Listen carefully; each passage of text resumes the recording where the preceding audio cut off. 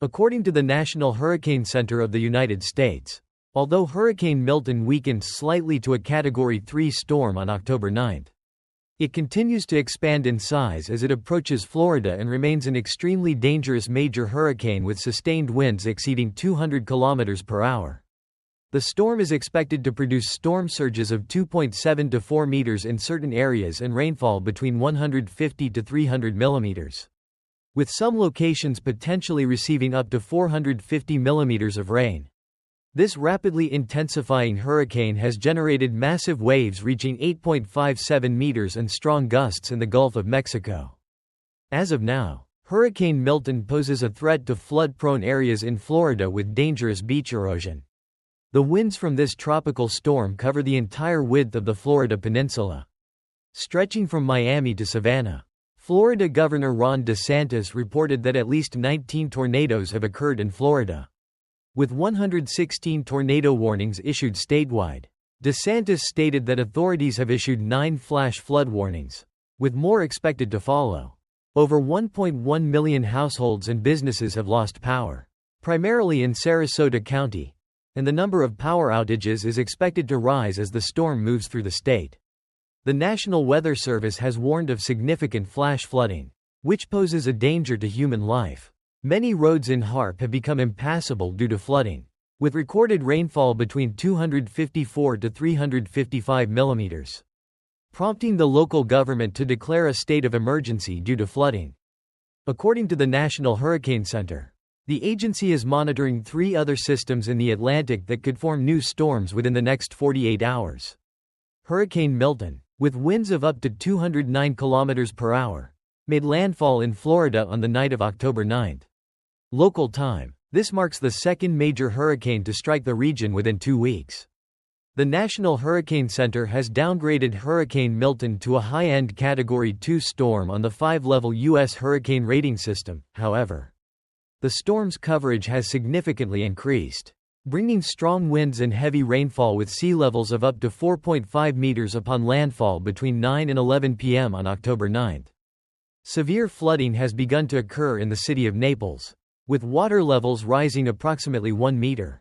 The hurricane is making landfall on the southwest coast of Florida and may cause devastation in areas that are still reeling from the effects of Hurricane Idalia nearly 2 weeks ago. Almost the entire west coast of Florida is under a hurricane warning, with over 1 million people ordered to evacuate, and power outages could last for several days.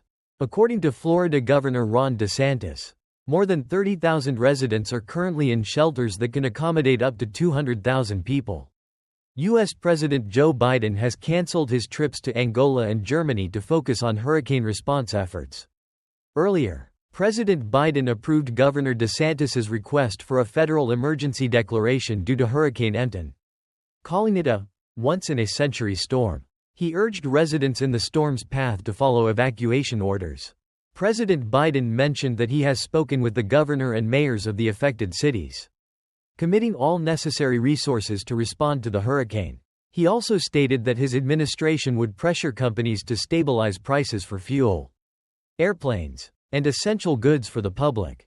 In addition to the 1,000 federal personnel in Florida, President Biden's administration has deployed another 1,200 search and rescue personnel from federal agencies, along with 500 ambulances, 30 high-water vehicles, helicopters, and boats for rescue operations. So far, at least 6 airports in Florida have closed, and nearly 20 flights have been canceled. On October 9, local time, 7 tornadoes were confirmed in Florida before the rain and wind from Hurricane Milton began to pose serious threats to the western coastline of Florida. The hurricane, with winds reaching up to 209 km per hour, is expected to make landfall in Florida on the night of October 9. Local time. This is the second hurricane to hit the area within 2 weeks. The National Weather Service in Miami reported that 7 tornadoes struck Florida before Hurricane Milton made landfall in the state, with reports of structural damage in Lake Port as tornadoes passed through. In a related development, Hurricane Milton began to bring heavy rain and strong winds as it approached the Tampa Bay area, home to 3.3 million people, which has not experienced a major hurricane directly since 1921. According to the National Hurricane Center, Hurricane Milton is currently about 155 kilometers southwest of Tampa, with maximum sustained winds of 205 kilometers per hour. Hurricane Milton has been downgraded to a high-end Category 2 storm on the U.S. hurricane rating system, however. It remains a large hurricane posing a serious threat as it approaches the west coast of Florida. The storm's coverage has significantly increased, and it is expected to bring strong winds and heavy rainfall with storm surges of up to 4.5 meters upon landfall. Expected between 9 p.m. and 11 p.m. local time. On October 9, the National Weather Service issued a record 90 tornado warnings within a single day, with at least 11 tornadoes reported in Florida on the same day. U.S. officials issued urgent warnings, advising residents to move inland or face life-threatening risks from the storm surge. The hurricane is expected to hit the southwestern coast of Florida and may cause devastation in areas already suffering from the impacts of Hurricane Idalia nearly 2 weeks ago.